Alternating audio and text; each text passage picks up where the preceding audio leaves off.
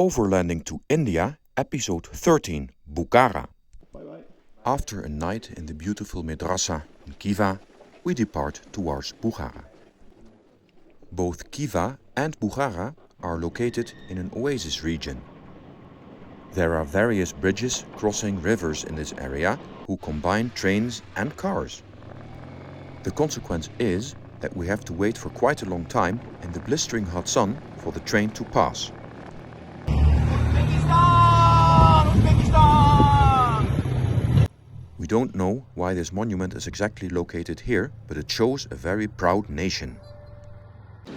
We are riding the Silk Road, though we are not using the traditional camel method. They certainly learned some lessons from past propaganda over here. Just watch all the glorious events that take place in this country. So Khiva and Bukhara are both in an oasis region, but in between is a desert. A scorching, hot, endless desert. Luckily, this time it's not pothole-riddled tarmac, but it's a fine dual-lane motorway. The landscape is rather boring, however. Tomorrow we'll visit Bukhara. We start our day in the former Jewish quarter. In this beautiful old building, we're going to enter the Jewish part. In this case, it's a cellar underground. The cellar was used as a refrigerator and also for food storage. These boxes are old boxes for that purpose. Here, some old Jewish doors. But actually, there's not much what remains from the Jewish population. We see some old furniture, like this sofa, and a lot of pictures of former residents. Also, there are some Jewish texts. An old-fashioned baby bed, Bukharan style. And these are the former rooms for guests for dining, etc.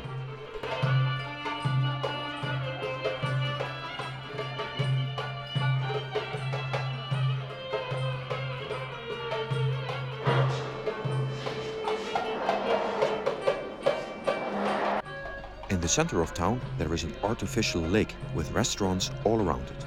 We will have their dinner later on the evening. Then we take a walk through the many bazaars in this town.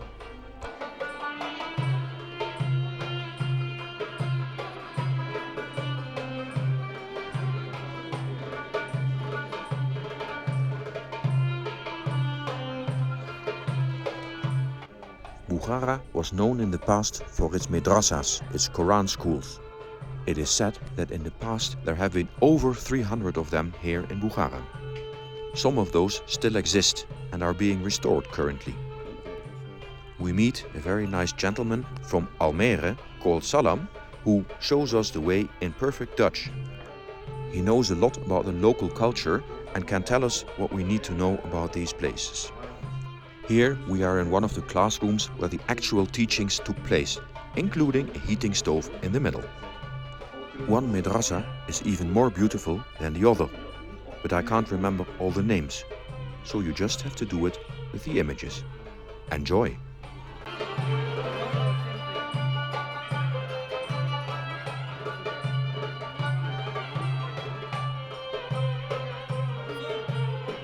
They are quite similar in their style, and none of them is actually in working order anymore today.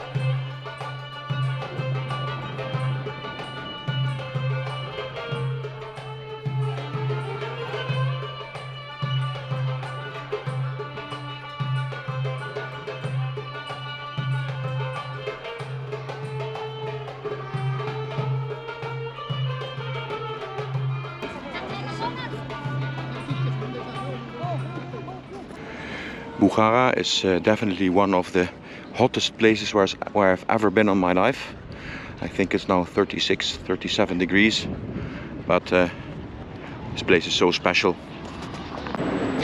We're now entering this place called Ark, which means nothing else than palace.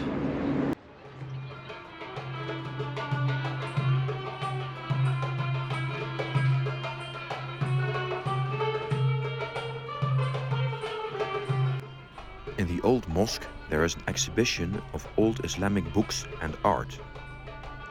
These are poems in Farsi language. This book contains history in Farsi.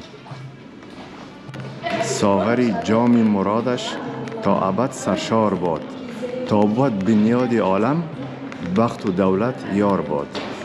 This understates نصر من الله فتح قریب. This in Arabic. Okay.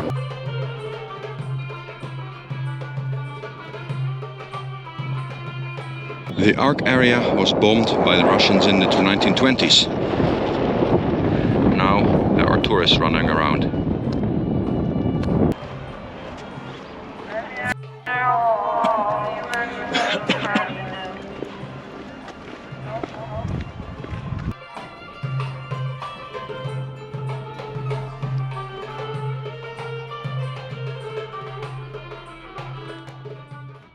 If the king sits on the throne, the peasant must step back in awe.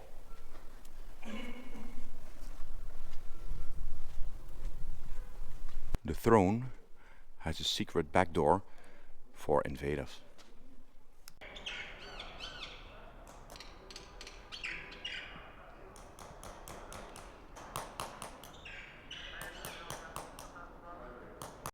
Here was the treasury, or the bank.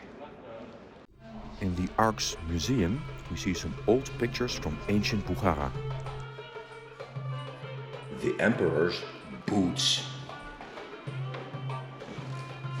And his dress. Then it's time to leave the Ark and start looking for some lunch.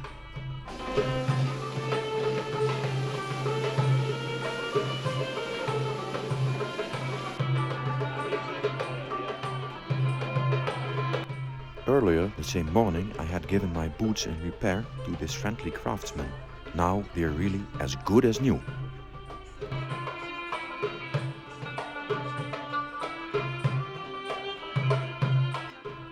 In our continuing walk we stumble upon a place where they sell Soviet memorabilia.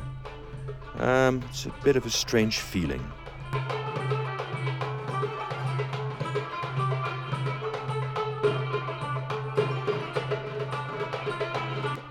Our actual destination was the Ghar Minar, a former madrasa with 4 minarets up front. The madrasa is long gone, but the minarets are still there.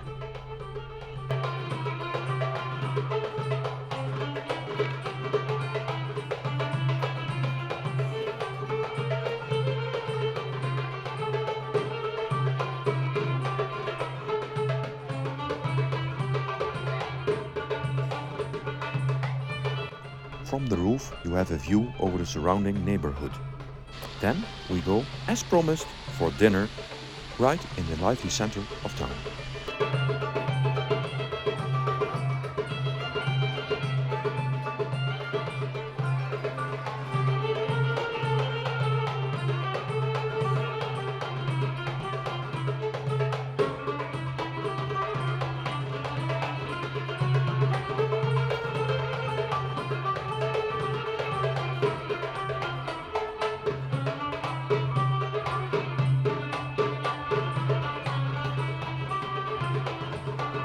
Now we are going to finally reveal where the music came from, which you've been hearing all this time.